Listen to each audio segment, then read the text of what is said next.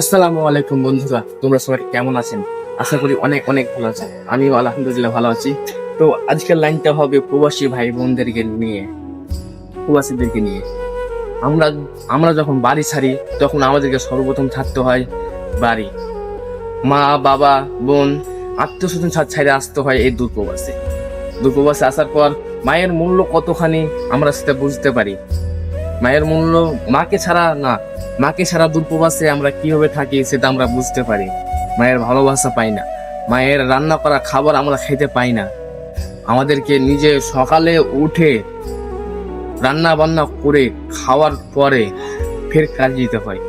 কাজে যাওয়ার পর 12 ঘন্টা কাজ করার পর ফের রুমে এসে গোসল টোসল করে রান্না বান্না করে 9টার সময় খাইতে বসি। রাত 9টার সময় খাইতে গেলে 10টা, 1 ঘন্টা শুনলাম মোবাইল টিপলাম, 1 ঘন্টা পাশালো। 11টার সময় শুতার পর ফের ভোর 5টার সময় উঠে রান্না বান্না করে ফের খাবার খেয়ে ফের কাজে আসি। এভাবে দিন চলছে প্রবাসী ভাই বোনদের। মাস শেষে বেতন পাইলে সর্বপ্রথম বাড়িতে আগে ছাড়ে। আমাদের প্রবাসী ভাই বোন কত কষ্ট হচ্ছে এই প্রবাসে। দেখো ভাই, আমিও প্রবাসে আছি।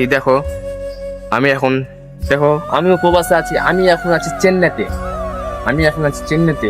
আসা 2 মাস হয়ে গেল আমার। আমি এখন আছি চেন্নাইতে। এখন আমি হেল্পারি করছি, রাজমিস্ত্রির সাথে হেল্পারি করছি, বেলদারি করছি। তোমার সবাই দোয়া করবেন যেন আমি সকালে যেন মিস্ত্রি হতে পারি। তো আমাদের কি কষ্ট, মধ্যবিত্ত ঘরের ছেলে আমি, তাই আমাদেরকে কাজ করে খেতে হবে। তাই আমরা ফ্যামিলি ছেড়ে চলে এসে দূরপ্রবাসে।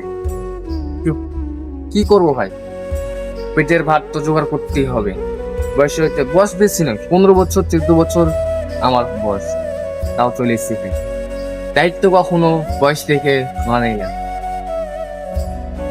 তাই একটা সাইডি আছে, শরীর ঘামে পরিশ্রমে দায়িত্ব কি আর বয়স মানে? বুঝলা ভাই, দায়িত্ব কখনো বয়স মানবে না।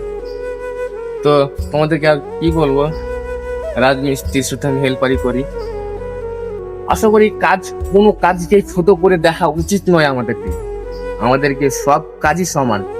যে চাকরি করছে, যে কোনো কাজ, ছোট বড় কাজ, যে কোনো কাজ পাও লেগে যাও। কোনো কাজকে ছোট করে দেখতে হয় না, অলসতা করতে হয় না। অলসতায় লজ্জা আছে, পরিশ্রমে কখনো লজ্জা নাই। আমাদেরকে পরিশ্রম করতে হবে, শরীর ঘাম মাথা থেকে পা অব্দি ঘাম ফেলতে হবে। আমাদেরকে পরিশ্রম করে টাকা জোগাড় করতে হবে। তো এটুকুই আমার ভিডিও।